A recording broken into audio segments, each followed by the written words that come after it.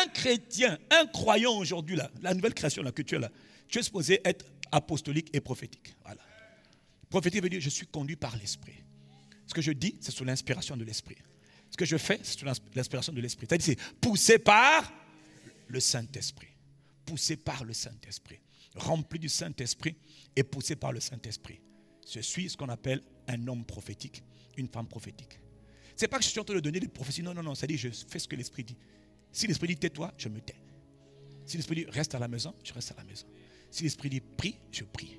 S'il dit attention, je fais attention. Tout ce que l'Esprit dit par la parole, c'est ma priorité. Je deviens un chrétien prophétique. S'il dit encourage quelqu'un, j'encourage quelqu'un. Le prophétique veut seulement dire inspiré par l'Esprit. Pas par la chair, mais par l'Esprit. Ne touche pas à cet homme, poussé par l'Esprit. Ne prends pas cet argent, poussé par l'Esprit. Ne va pas dans tel endroit, poussé par l'Esprit. C'est ça le chrétien prophétique. C'est-à-dire qu'il est contrôlé par l'Esprit. Et toutes les fois qu'il n'a pas obéi à l'Esprit, il va se faire mal. Mais quand il va se faire mal, il va revenir. Il va dire, Saint-Esprit, pardonne-moi, je ne t'ai pas suivi. Il dit, ne t'inquiète pas, on recommence la course. Ça, c'est le croyant prophétique. Maintenant, le croyant apostolique, c'est quoi? Tu sais, c'est quoi? Le chrétien apostolique, hey, c'est le conquérant. Tout lieu que foule la plante de mes pieds, on doit savoir que Jésus est vivant. Partout où je vais, ils vont savoir que moi, j'emmène la présence de Jésus. Quand je viens, ce n'est pas pour travailler. C'est pour travailler et gagner des âmes. Quand je viens quelque part, c'est pour être un intercesseur là où on m'a établi. Pourquoi intercéder? Parce que quand je viens, je dois changer l'atmosphère. Je dois emmener une nouvelle odeur. Pas l'odeur maléfique, pas l'odeur des oppressions, pas l'odeur de la débauche, pas l'odeur du découragement, de la médiocrité, de la misère. Moi, j'emmène une présence qu'on appelle la présence de sa majesté, le glorieux Saint-Esprit. Et lui, il vient avec une autre odeur, l'odeur de paix, l'odeur de joie, l'odeur de pureté, l'odeur de sainteté, l'odeur de guérison, l'odeur de miracle. Oh, c'est ça. On les appelle des croyants apostoliques. Partout où ils vont, c'est pour envahir. C'est pour impacter. Mets-les à l'école. Ne t'inquiète pas. Après, ils arrivent à l'école. Non seulement ils impactent par la vie de prière, mais ils impactent aussi par les résultats aux examens. Ils impactent par l'exemplarité. Ils impactent parce que quand tu cherches les 5 premiers de la classe, ce sont les gens, ah, ils sont à ICC, ils sont corps de Christ. Encore eux, oui, encore nous, oui. Avec humilité, on vous l'a dit, ils se distinguent par la qualité du travail. Parce que quand par leur travail, ils font taire les mauvaises langues. Par leur travail, ils montrent l'exemple. C'est-à-dire, en fait, le croyant apostolique, c'est le croyant, mais dans un territoire, il va tout faire pour que Christ soit visible. Il va tout faire pour gagner les âmes. Il va tout faire pour influencer les autres par son témoignage. Josué est un conquérant. Il y a des géants à chasser. Et à la présence de Dieu emmené. Il y a les miracles de Jésus emmenés. Entre parenthèses, tout le monde peut faire des miracles. Dès l'instant où tu as reçu Jésus, le faiseur de miracles, mais il fait de toi maintenant un dépôt potentiel de faiseur de miracles. Oui. Et il n'y a pas de miracle. Non, il y a tout type de miracle. Là où il y a la mort, tu mets la vie parce que tu es un croyant apostolique. Tu as une mentalité apostolique. Tu n'es pas un chrétien qui dit non, moi je ne dérange personne au bureau parce que c'est un endroit laïque. Quelle laïcité? C'est quoi la laïcité? C'est quoi la laïcité?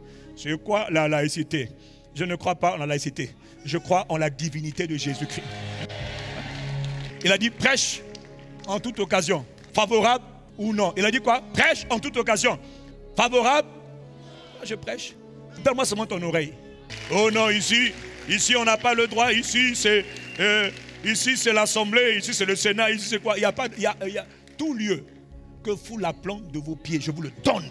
Le croyant apostolique, mettez-le dans n'importe quelle sphère, il va devenir influent.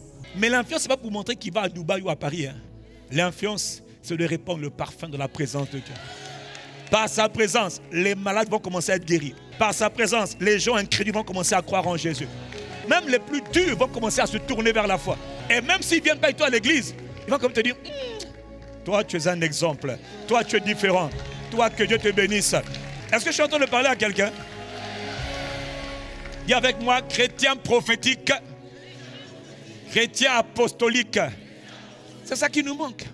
On a des gens qui sont des employés de bureau, mais on ne sait même pas que tu es sauvé, ça ne se voit pas du tout. Tu n'impactes personne, tu es seulement là, moi je suis petit secrétaire, petit coiffeur, petit mécanicien, petit commerçant. Bon. Montre-moi un endroit où Jésus était et il n'a pas montré qu'il était fils de Dieu. Montre-moi un endroit où Jésus a été et il n'a pas manifesté la divinité. Il n'a pas manifesté ses œuvres. Les gens disaient, waouh, il fait tout à merveille.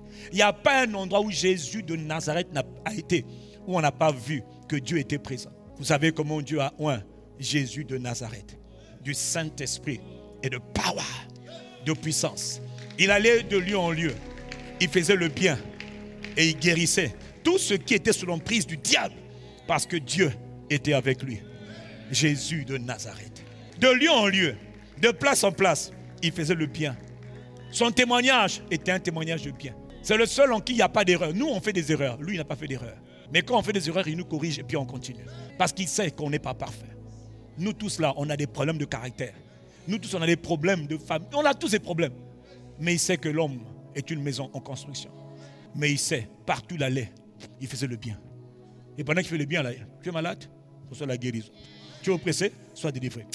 C'est ça les chrétiens apostoliques. Hein? Quand quelqu'un est malade, il n'a pas besoin de dire non, je vais aller à l'église, je t'emmène à l'église. Ma soeur, tu as mal, je t'emmène à l'église. À l'église, on prie pour les malades. Et toi, tu fais quoi alors? Christ est où? En toi. Le même Christ qui est en moi, il est en toi. Le même Jésus qui est en moi, il est en toi. Vous savez comment Dieu a oint Jésus de Nazareth? Il allait de lieu en lieu. Jésus n'est plus là physiquement, mais Jésus est encore là. Comment? Par le Saint-Esprit de là. Il y a des cas que tu ne pourras pas résoudre. Parce que c'est des cas plus complexes en termes d'autorité, de puissance supérieure. Mais il y a des cas que tu peux gérer. Tous les cas ne sont pas des cas qui demandent l'intervention du pasteur Yves, de pasteur Abi, pasteur... Non, non. Tous les cas peuvent être traités par... D'ailleurs, il y a même des situations que Dieu permet que toi tu aies. Il y a des gens que Dieu t'envoie, poussés par le Saint-Esprit. Tu dis, j'ai mal, j'ai mal. Tu dis, allons à l'église. Quelle allée à l'église? Toi, tu fais quoi? Tu sers à quoi? Chrétien apostolique. Voilà, je te parle de la parole. Hein. Josué, tu as un territoire à conquérir. Homme de la promesse, conquérant vainqueur. Moïse, mon serviteur, est mort. Lève-toi, Josué. C'est toi qui vas faire entrer ce peuple en possession de leur héritage. Mais Josué, le combat va être serré. Je ne t'envoie pas dans un territoire où il y a la paix. Je t'envoie dans un territoire qui est en guerre. Il y a des guerres économiques, il y a des guerres sociales, il y a des guerres politiques, il y a des guerres sécuritaires, il y a des guerres spirituelles, il y a toutes sortes de guerres. Mais à chaque fois, quand tu vas t'envoyer, c'est un territoire de trouble. C'est pour ça qu'il t'envoie. Vous êtes la lumière du monde. Appelé à briller, à éclairer le monde. Le monde a besoin de directives. Le monde a besoin de la sagesse de Dieu. Le monde n'a pas de réponse aux problèmes de ce monde. Le monde se tourne vers Jésus. Et même quand ils ne le savent pas, par la qualité de notre témoignage, on leur dit, bon, nous tous on est pourris, mais vous êtes très différents. Comment vous faites? C'est là que toi tu dois montrer maintenant la sagesse de Dieu. C'est là que tu dois devenir un, apostolique, deux, prophétique. Parce qu'avant de répondre, il faut que tu demandes au Saint-Esprit, je dis quoi? Il faut que tu sois rempli de l'Esprit pour dire, Saint-Esprit, au bout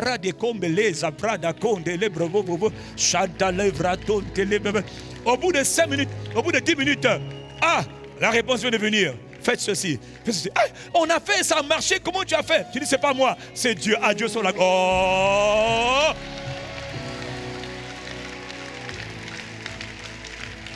Le croyant prophétique, quand on te dit, félicitations, tu n'es pas là pour dire, non, de rien, de rien. Non, non, non, non, non, non, non, non, non, non. Félicitations, je refuse. C'est pas moi, c'est Dieu. Car c'est poussé par le Saint-Esprit que j'ai parlé. Si tu as été béni, ne me dis pas félicitations. Dis-moi, je rends gloire à ton Dieu. Je rends gloire à Jésus. J'honore le Saint-Esprit qui t'a parlé. Bon, que les chrétiens apostoliques et prophétiques me donnent un vibrant amen en l'honneur de l'Esprit de Jésus-Christ. Voilà.